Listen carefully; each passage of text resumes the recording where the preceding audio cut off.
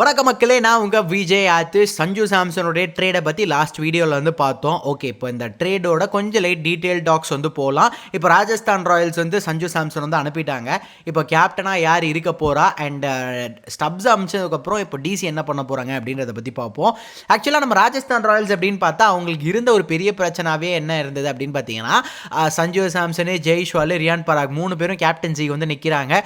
So captaincy அப்படின்னு பார்க்கும்போது சஞ்சு சாம்சன் நல்லா பண்ணியிருந்தாலும் ரியான் பராகுக்கு வந்து அந்த டீம்லேயே வந்து பார்த்தீங்க அப்படின்னா அவங்களோட ரிலேட்டிவ்ஸ்லாம் வந்து கொஞ்சம் புஷ் பண்ணி எப்படி இருந்தாலும் வந்து இது பண்ணணும் அப்படின்ற மாதிரி வந்து பார்க்குறாங்க. ஜெய்ஷ்வாலுக்கு வந்து ரியான் பராக்லாம் கேப்டன் ஆனால் அப்போ நான் என்ன பண்ணுறது, நானும் ஒரு ஃபியூச்சர் ஸ்டார் ஆகணும், இந்தியன் டீம்லேயே வந்து நான் கன்சிஸ்டண்ட்டாக இருக்கேன் அப்படின்னும் போது எனக்கான அந்த ஒரு அப்ரிசியேஷன் வேணும், எனக்கு அதுக்கான ப்ரொமோஷன் வேணும் அப்படி இப்படி நிறைய பிரச்சனை வந்து போச்சு. பட் இப்போ வந்து பார்த்தீங்க அப்படின்னா அவங்க வந்து ரிலீஸ் பண்ணணும் அப்படின்னு சொல்லிட்டு சஞ்சு சாம்சன் ஒரு கோரிக்கை வந்து வச்சிருக்காரு. ஸோ அதுக்கேற்ற மாதிரி நம்ம வந்து ட்ரேட் பண்ணிடலாம் அப்படின்னு இந்த ஒரு ட்ரேடுக்கு வந்து கேட்டு ஸ்டப்ஸை உள்ளே கொண்டு வந்திருக்காங்க. ஓகேவா, இதில் பெனிஃபிட் யாருக்கு, எந்த டீமுக்கு அப்படின்னு பார்த்தீங்கன்னா கண்ணு மூடிட்டு வந்து சொல்லலாம் டிசிக்கு தான். ஏன்னா டிசிக்கு வந்து ஸ்டப்ஸு போனாலும் ஸ்டப்ஸை ரீப்ளேஸ் பண்ணுறது அளவுக்கு ஒரு நல்ல பிளேயர் வந்து டீமில் வந்து இருக்காங்க. ரெண்டாவது 10 கோடிக்கு வந்து இந்த பிளேயரை கொடுத்து பேலன்ஸ் வந்து கேஷாக கொடுத்தாலுமே அவங்களுக்கு அது ப்ராஃபிட் தான். கேஎல் ராகுலும் இருக்காரு, சஞ்சு சாம்சனும் இருக்காங்க அப்படின்னும் போது டாப் 2 யோசிச்சு பாருங்க, இந்த மாதிரி நம்ம ஒரு டீமை பார்க்க முடியுமா அப்படின்றது வந்து ஒரு பெரிய கேள்விக்குறி தான். லாஸ்ட் இயரே டிசிக்கு சரியான டீமாக வந்து அமைஞ்சது. இப்போ சஞ்சு சாம்சன் வந்தது ஒரு பெரிய ஆடட் அட்வான்டேஜ் அப்படின்னு வந்து சொல்லலாம். இப்போ நமக்கும் ஒரு கேள்வி வந்து இருக்கு. ஓகே, நம்ம டிசி தான் வந்து இதில் வந்து பெனிஃபிட் அப்படின்னா ராஜஸ்தான் ராயல்ஸ் என்னப்பா இந்த ஒரு ட்ரேட் வந்து பண்ணியிருக்காங்க, அவங்களுக்கு இது பெனிஃபிட்டா? எஸ், ராஜஸ்தான் ராயல்ஸுக்கு இது பெனிஃபிட் தான். பட் டிசிக்கு அடித்த மாதிரி ஒரு ஜாக்பாட்லாம் கிடையாது. ஏன்னா ஸ்டப்ஸ் அப்படின்னு பார்க்கும்போது ஒரு Overseas player. So Overseas player அப்படின்னும் போது எந்த இடத்துல உட்கார வைப்பீங்க? இப்போது ஹெட்மயர் இருக்கார், ஹெட்மயரா இவரான்ற ஒரு கேள்வி வரும். இன்கேஸ் அந்த ஒரு ப்ராபபிள் 11 மாற்றும் போது அங்கே ஏதாச்சும் ஒரு ப்ராப்ளம் வந்து வரும், ஓவர்சீஸ் பிளேயர்னால தான் ஆட முடியும் அப்படின்னு சொல்லி.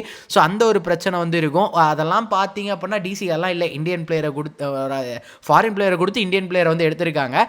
இப்போ பலரும் கேட்குற கேள்வி என்ன அப்படின்னு பார்த்தீங்கன்னா, கேஎல் ராகுல். கேஎல் ராகுல் வந்து இப்போ இவங்க வச்சுக்க போகிறாங்களா இல்லை தூக்கிட்டு போயிட போகிறாங்களா அப்படின்ற ஒரு இது வந்து இருக்குது. என்னை பொறுத்தவரையும் ரிலீஸ் பண்ணுறதுக்கு வாய்ப்பு கிடையாது. பட் அவங்க ரிலீஸ் பண்ணுறாங்க இல்லை ட்ரேட் பண்ணுறாங்க அப்படின்னா கேகேஆர் வந்து ஒரு பெரிய ஒரு பில்லராக வந்து நிற்பாங்க. ஏன்னா அவங்க வெங்கடேஷ் ஐயரை ரிலீஸ் பண்ணிட்டு ஒரு பெரிய அமௌண்ட் வந்து வச்சுருப்பாங்க. ஸோ அப்படி இந்த ட்ரேடை பண்ணும்போது பார்த்திங்க அப்படின்னா டக்குன்னு வந்து முடிஞ்சிடும், அதில் வந்து பெரிய இது வந்து இருக்காது.